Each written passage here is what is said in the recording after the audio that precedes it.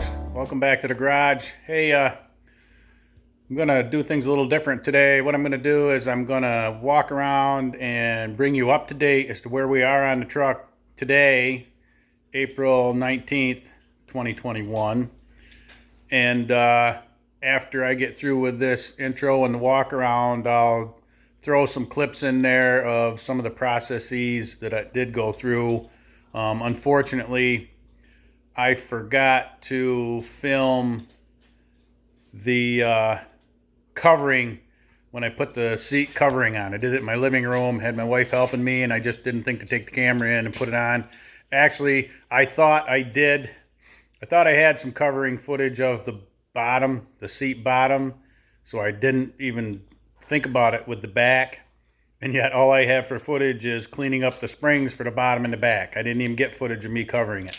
So, but anyway, I can assure you I did. If anybody was to look at it, you could tell it wasn't done by a professional. And I think a couple of videos I've watched, and I'm pretty sure if a professional did do it, if I'd handed them the kit and they'd have done it, they'd have added more foam to it, because that's what most of the videos I see involving this year of this style seat, they add more than just the burlap and a little bit of cotton batting that comes with it. Now mine came with burlap, a piece of jute, and some cotton batting. Well, it came with enough cotton batting to do the front and the back, but the burlap was not big enough to cut in half and use half on one and half on the other, nor was the jute.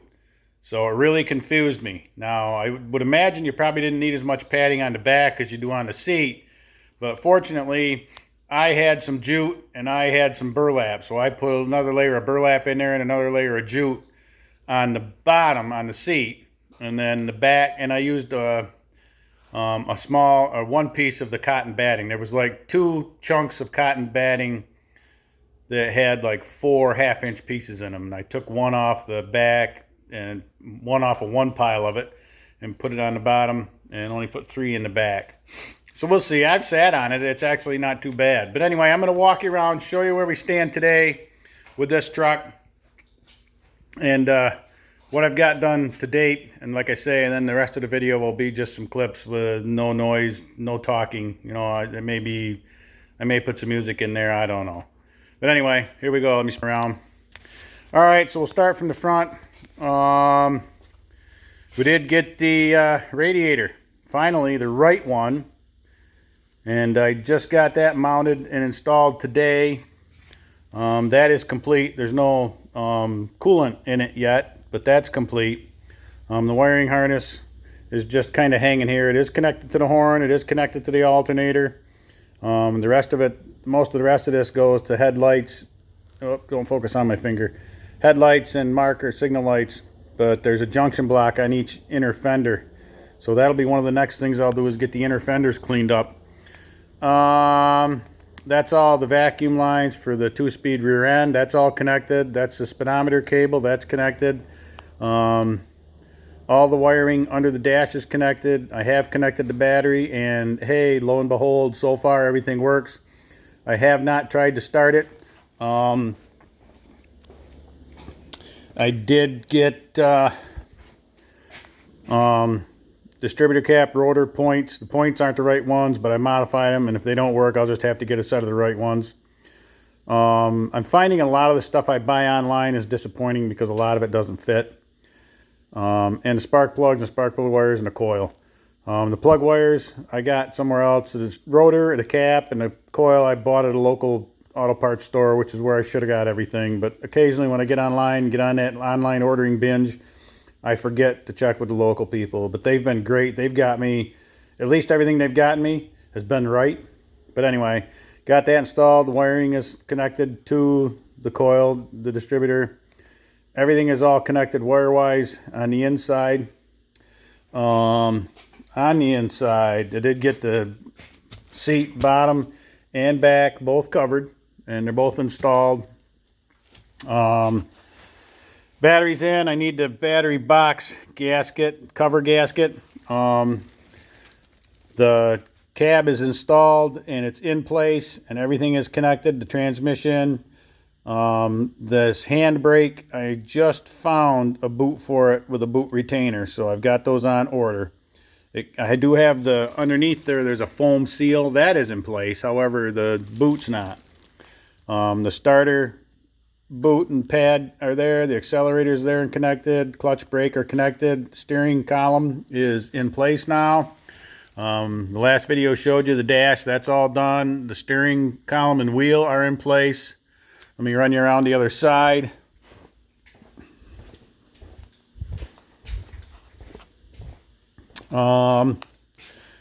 Signal light switch is in place and does function.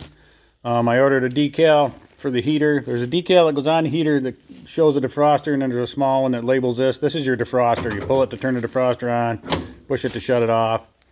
There's another decal that goes on the dash that kind of explains the 2-speed axle, but this is how you operate it. It's vacuum operated. This does two things. If you remember the videos from earlier, this actuates a switch down on the frame, and I'll show you that, along with a switch that's connected to the back of the speedometer, which changes the speedometer gearing. Because when you change your 2-speed rear end, the back there, you're changing the speed that the engine is going, and the transmission speedometer comes right off the transmission. So you wouldn't change, your speedometer would not be correct if you didn't change the gearing in the speedometer. So there's a little spring-loaded lever and a reducer, if you will, that goes on the back of this, but between the speedometer and the actual cable. But that's in. Down here, though you can't see it, down in behind, right there is the valve. This is the lever that hooks to that 2-speed, and it operates that valve down there. You can just about see it. But anyway, and that's what the vacuum line does. The vacuum line goes to that valve, and then there's two lines that go to the 2-speed rear end. Anyway, blah, blah, blah. So we got that done. The interior of the cab is just about complete. Once again, I don't have the headliner in. You can see the holes. I've been trying to find gaskets for the marker lights, the cab lights that were on this, because these actually could be blasted up, cleaned up, and painted, which is what I intend to do, because it's kind of neat. They're original. These are glass lenses, but I finally did find some for big trucks. I bought these. These are made in China. They're plastic, they're chrome, and they mount entirely different. However, the gasket is just barely big enough to work on these. I had to punch 2 new holes in it because these mount differently. These here won't match the mounting holes because these mount with this hole in the front and the one in the back right here. And as you can see, these don't mount that way. These mount with these two carriage bolts, one here and one here, and they're not the same distance. This is difficult with one hand, and I'm also using my phone because it's just so much nicer. I'm sorry I spent the money on the camera. As you can see, these are a little longer, and like I say, these mount here and here. These new ones mount here and here, but I actually bought them hoping, they were a little smaller, but hoping the gasket was going to be big enough to function, and it is. It's just big enough to work. I mean, it's lacking a little bit here and there, but I had to punch a hole back here for the rear mount, and it's just a whisker short, and it's a little wide, but you know what? That's fine. We'll throw a little silicone in there too, and we'll be all set, because the original gaskets that were on there, this is the only one that survived. So I'm assuming this is so pliable and flexible. I'm assuming this one of them was replaced for some reason, because the other gaskets they actually just crumbled off. So anyway, that's my plan, is to clean these up, shine them up, get them painted, and put these back on the truck with these new gaskets. Let's see, what else? Wiring harness is good. You can see it hanging right there. I've got to get underneath and get things trimmed up. It's good to there. The fuel tank, the new fuel tank course, you can't see it. It's behind the seat, but there's a brand new fuel tank back there. Hang on, we're going to go for a ride because I'm going to move the seat. There. You can see the new fuel tank. That's all hooked up. Good to go. The fuel sender appears to work. I don't know. I don't have any fuel in it. The line, I just finished running the fuel line up the frame. There's it connects to like let me see if I can see underneath there, or if I can twist you up where you can see. Yeah, let's see, we're underneath the cab here. Where are we? Right there is the valve. I'll point to it. Right there's the valve, and you can see there's like a 4-inch rubber hose. It connects to the steel line that runs up the frame, runs up front, and comes out right here, and it's capped with that green cap just so nothing gets in it. I'm waiting for another about 4-inch flexible line to connect there so the engine can move, the cab can move, and the frame can stay independent, which is what the fuel line is fastened to. So each end has a little bit of flexible connection on it. I ordered a fuel line pre-bent and set to go, and I got that. It's in this box all packed up ready to go back because number one, it's not even close, and the box says 74 Chevy. All right, now I wouldn't have known that the 74 Chevy wasn't close enough or wasn't the same, but I can tell you right now, I know now that it's not. And this is what really got me, is the end of this fuel line, this cap, which is good, but let me show you what's underneath this cap if I can get it off, which it's not going to come off now. I don't understand. This is the part I don't understand. This fuel line is flared. You can see the flare on it, and there's not a nut on it anywhere. Nowhere. So this really threw me a curve because normally you don't flare a fuel line if you're not going to use a flare nut. Now maybe they put this partial flare in here so you could slide a rubber hose over it and clamp it. I have no idea. I have no idea. But there is no flare nuts on this fuel line at all. So, but that's not it. I could cut it and flare it myself. That's not the biggest thing. The biggest thing is it's not even close to being configured right to fit on this truck. So that's about part number 8 that has been labeled as such, but when you actually get it here, it ain't going to happen. That's what happened with the first radiator. Now this one fit really close. However, I did have to modify the fan shroud. It fit up here, but down here, it was about, 3/4 of an inch. Come on, quit focusing on my finger. From pulling in snug. And what I had to do is I had to cut the bottom of the fan shroud out to fit over the flare in the radiator right here on the bottom. See how this slides up in here tight to the coils? Just misses the coils. The fins. And the bottom the bottom rode up here. And I couldn't move it up because it hit the fan. So I had to cut the bottom out to get the whole thing to come back in tight. We're there, we're good, nothing hits, we're all set. Still had to modify. So finding plug and play stuff for this, even though it's marked and says so, is really hard to do. And I think a lot of it is, as I said, well, you might not have seen the video where I learned a big lesson about the front fenders. These are pretty rough shape, these fenders, the ones that were on it, the outer fenders.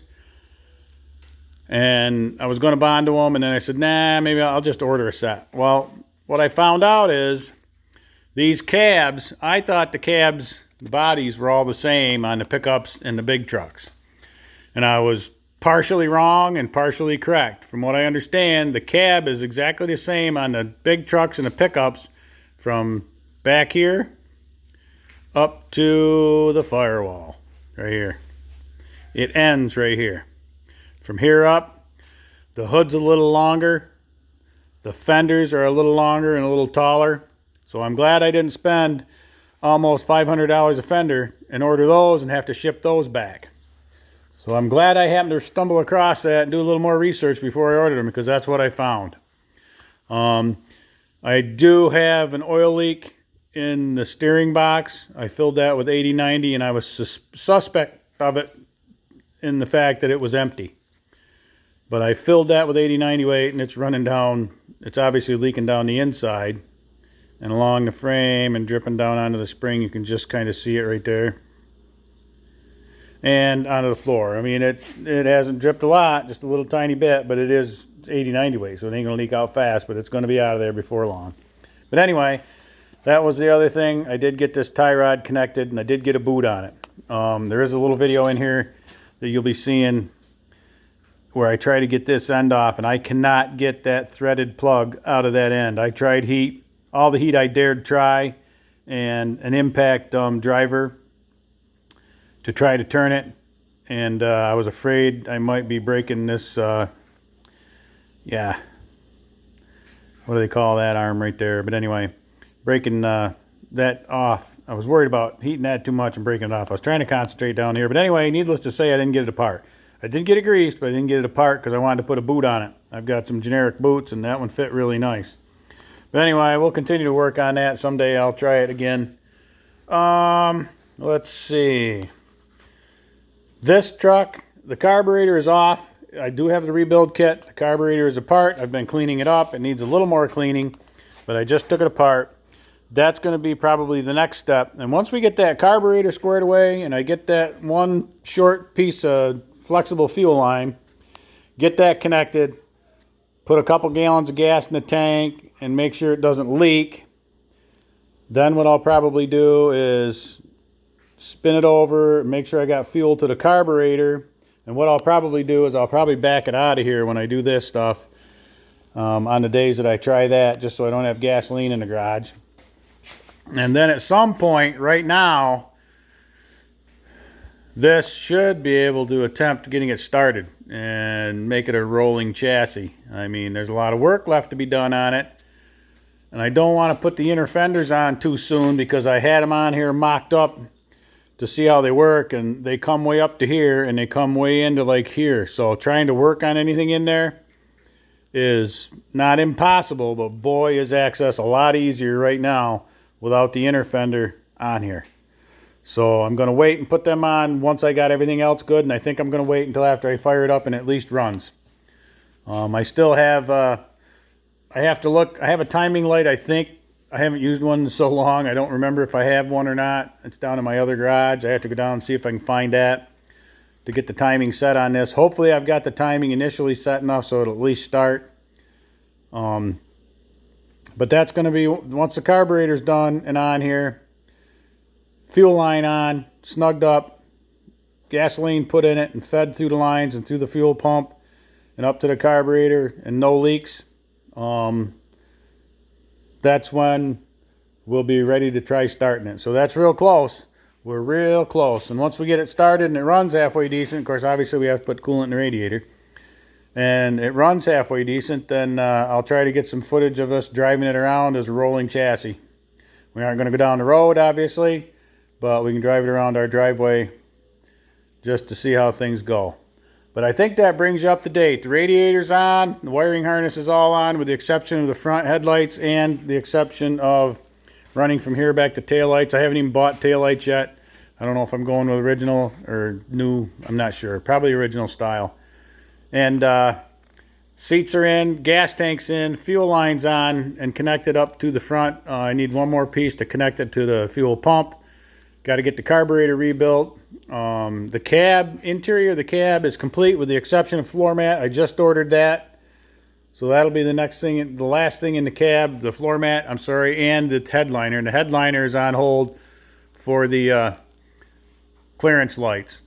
So I think what I'll probably do is I probably wind up not even putting the headliner in, because if I put the clearance lights on, then I've either got to tape them really good to paint, or I think what I'll do is I think I'll just leave the headliner right off and I'll just put tape over these holes on the inside here when I paint. I've got a long ways to go. I bought some paint stripper. This is where I tested it. It Oh, it's going to take probably 10 gallons of paint stripper. And the only reason I did that was because I thought stripping this would be a little easier and maybe a little wiser, because I'm sure this is lead-based paint. There's no doubt in my mind. I thought I'd just strip it as opposed to sanding it, or at least get the most of it. And that still might be what I'll do. And I don't know for sure if I'm going to replace these back fenders or do a little Bondo work on these. Being that I've got to do so much Bondo work on the front fenders. Yeah, Bondo's not the answer. It's not permanent. But anyway, I think that's it. I think I got you up to date as to where we are. And like I said, I'll attach some videos of some of the processes getting there. I'll probably speed them all up because I've already rambled my mouth here for, I see, 20 minutes. So with that, we're going to finish up with of some of the things I've done. I want to thank you for watching. I really appreciate the subscribers. And if any of you new folks out there like what's going on, subscribe, hit the like button, drop a comment, and let me know what you think of the videos, what I'm doing right, what I'm doing wrong. I don't plan on having a hot and heavy YouTube page, but I don't mind putting the videos out there. I just am horrible at remembering to carry a camera with me 24/7. I just got to get that into my system, and I don't. Usually what happens is, it was like this morning when I put the radiator on. Usually about the time I get the last bolt tight, it's like, oh, that would have been a good idea to turn the camera on. But I'm not going to take the radiator back off, turn the camera on, and film myself putting it back together. Okay, well, we're going to see what we can do with this thing.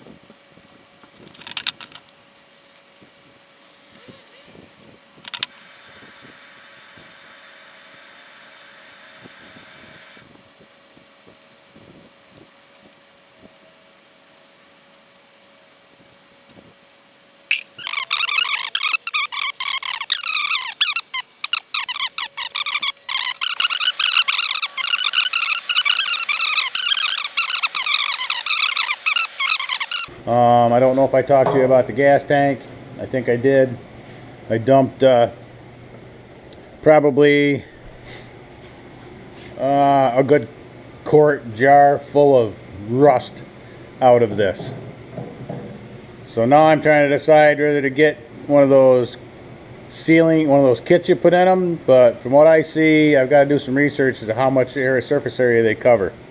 What I'm working on right now today is, we've done a couple things, but a couple of them were pretty benign. I didn't bother showing you, but I've got right down here the steering connection from the steering box to the pitman arm, which turns this wheel, which in turn turns that wheel through the tie rod.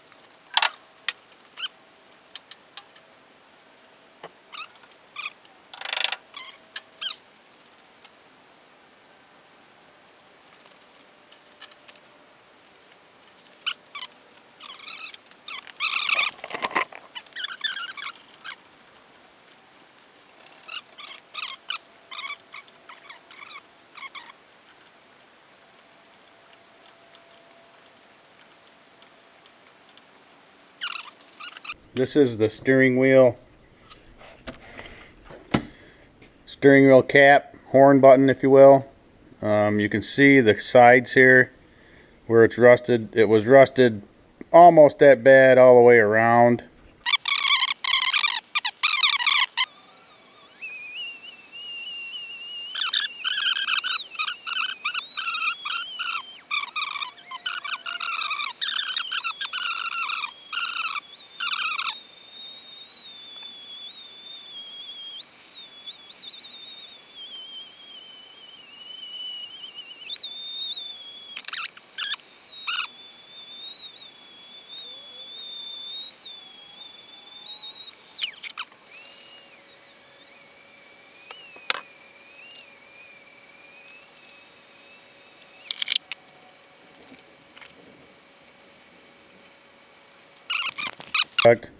It's not brand new, but it's good enough for now.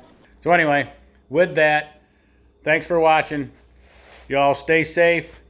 Have a wonderful day. We'll catch you on the next video.